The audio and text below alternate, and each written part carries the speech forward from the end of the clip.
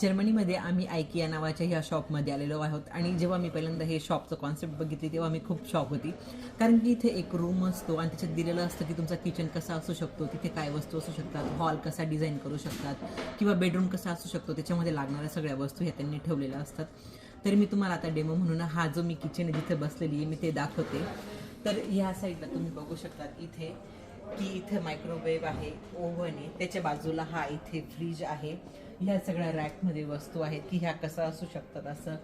इथे हे बेसिन आहे, त्याच्यानंतर ह्या साईडला आहे हे चिमणी, त्याच्याच बाजूला तिथे यांनी ठेवलेला आहे सोफा आणि हा आहे डायनिंग.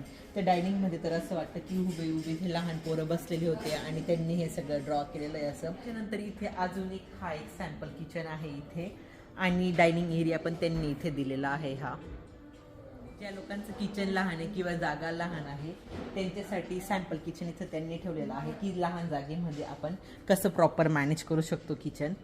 हा जो किचन आहे इथे डायनिंग टेबल आहे, वरती लॅम्प आहे, त्याच्यानंतर इकडे आहेत ह्या कपाट ज्या तुम्हाला आता दिसतील, तिकडे आहे तो फ्रीज जो कपाटाच्या याच्यामध्ये, तर हा सनमायका डिझाईनमध्ये आहे. तर इथे जे भांडी वगैरे बघून असं वाटतं की हा प्रॉपर किचन आहे आणि कोणीतरी इथे राहतंय ऑलरेडी. हे सगळे किचन बघून तुम्हाला कोणता किचन आवडला हे मला कमेंटमध्ये नक्की सांगा.